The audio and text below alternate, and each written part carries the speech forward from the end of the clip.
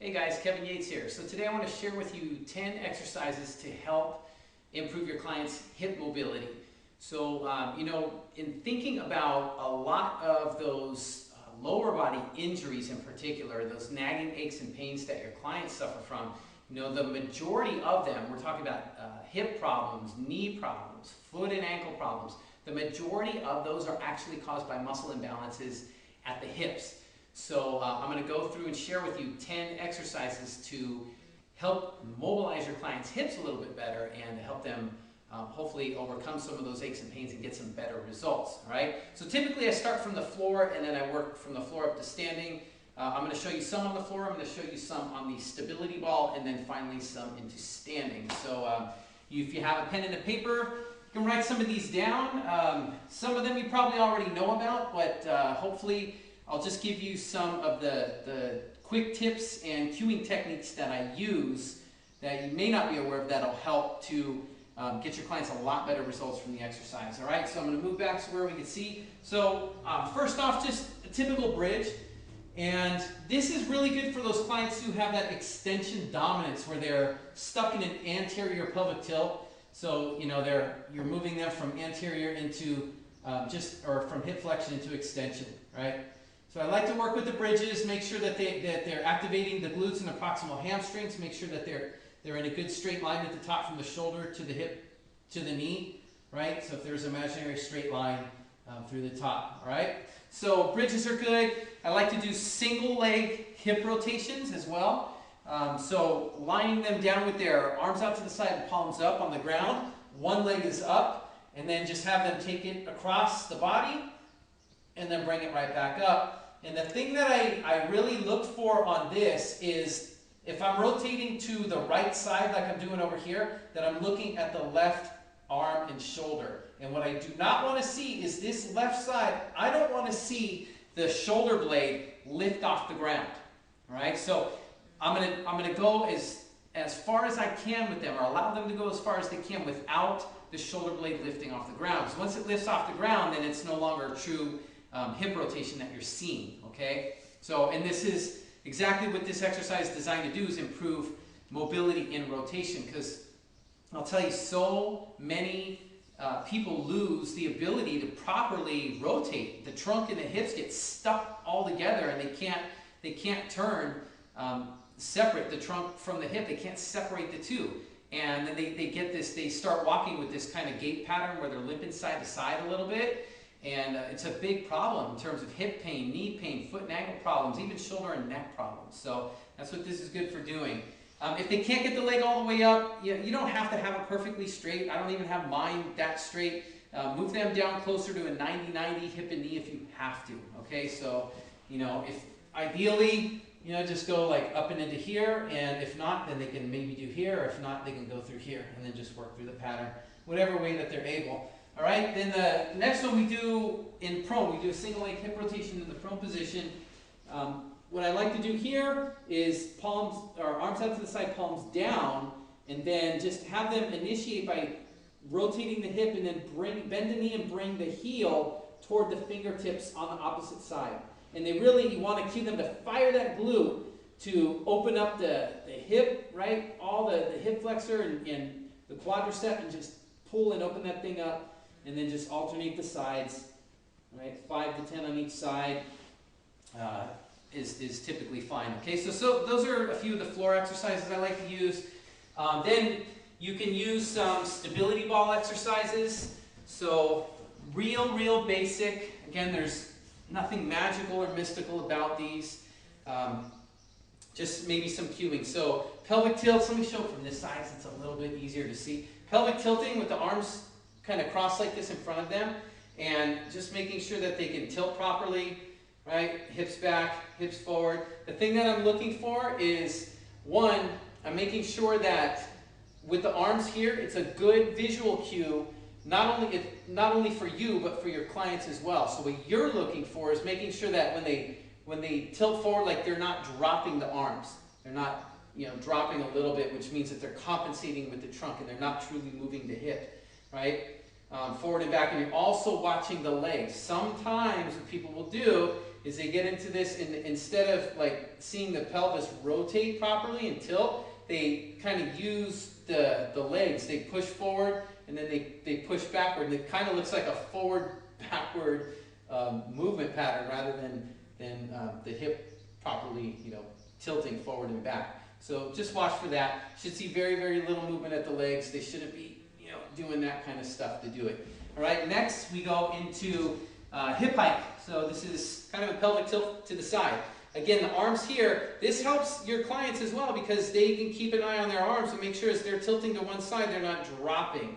Right? So what we're trying to do is act like there's a string from your client's hip up to the ceiling, and someone's pulling that string up, and pulls that hip up toward the shoulder. So they're pulling the hip up toward the shoulder, back to the middle, pull it up on the other side.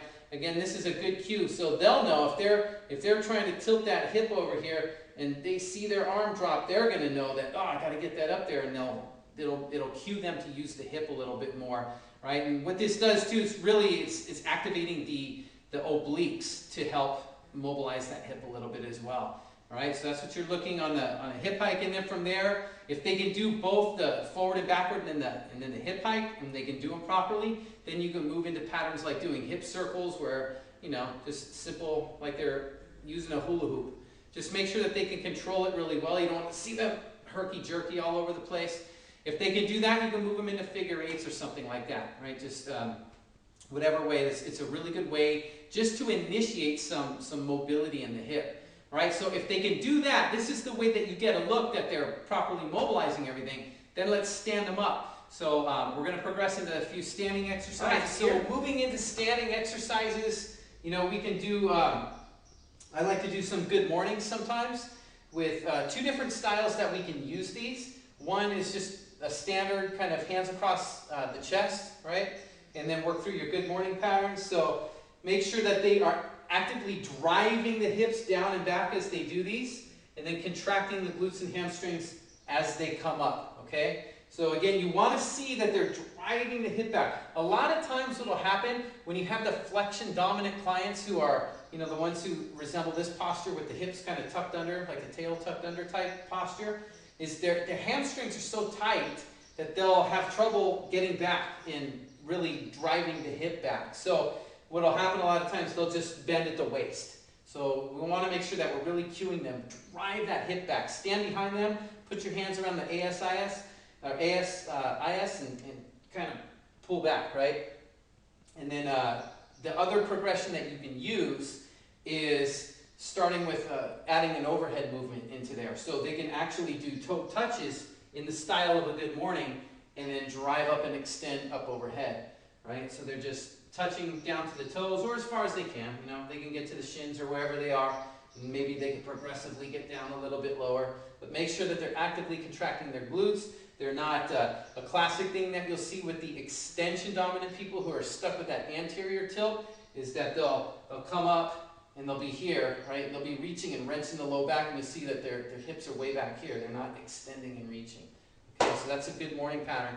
Then you could use some of the rotation patterns with a stability ball. So we just take the ball, and then the way I like to do this is I like to at least start with only a trunk rotation. All right, so using this trunk rotation, you're going to establish good trunk mobility, but it also does work hip mobility in the process, as you'll see. So I'll stand back here a little bit. So with trunk rotations, you want to make sure that they're standing just like they would do a squat, right? Feet about shoulder width apart or so, and make sure that the glutes are tight. So cue them to tighten up the glutes, and then they're just working in a rotation pattern. But what you want to see is that they're moving the trunk, and they're not moving the hip like that. See? They're really very minimal movement at the hip, and all the movement is almost all at the trunk as they rotate across. This is great for separating the trunk and the hip, like I talked about earlier. So many people get stuck to where they turn like this, and it's almost like robotic the way they walk. They don't have any separation, and everything we do involves rotation: walking, running, getting in and out of cars. I mean, there's so many movements we're doing that we need that rotation. So start doing that. Then when they have that established, you can start moving the rest of the body, right? So then we can start moving into these patterns where the leg follows, right? So as we do these patterns as well, we're actively working through some rotation patterns at the hip, internal rotation on one side, right? And you can work with this pattern. I like to use the ball with the sand in it for those clients who are maybe into recreational sports, or even if you have athletes, because the cool thing about using the sand is that once they get this stuff down, you start making it more, picking up the speed, make it more dynamic, right? So the sand in the ball, it's hard to overcome it because it's pulling them back and they have to overcome it, right? So you can move through these patterns and then start progressing it into chops, right? Low to high, right? Low to high, boom. Those type of patterns, and work through on both sides, all right? So those are just a few of the things that you can do. So those are a bunch of hip mobility exercises. We just worked from the floor. We did some in seated on the stability ball, and then we did into standing. So I'd love to hear how these exercises work for you or work for your clients. So go ahead and leave me a comment below. And if you're really interested in a more in-depth program that will get into the specifics of upper body injuries, the shoulder problems, the knee problems, the hip stability and mobility issues, and injuries involving the lower body, how to identify these muscle imbalances that I've been talking about, really getting in and identifying where they're at, and also specifically how to address each one, right, for the upper body, lower body, and those different areas I talked about. If you're interested in that, there's a great program, and yeah, I'm putting a little plug in for it here, but I really, I was so proud to be a part of this program because it's such a solid product. So check out Muscle Imbalances Revealed. If you haven't done so already, I'll put a link to it here. But I'm telling you, you are going to learn so much from this program. You'll be able to help your clients more than you can imagine. It's a very solid product. So do yourself a favor and check that one out. All right, in the meantime, I'd love to hear your comments. Let me know if these exercises work for you, how they work for you or your clients, and anything else that you're looking for more information on, so I can put up another blog post or another video like this and give you that information you're looking for in a future post. All right, until then, I will talk to you later. Have a great day.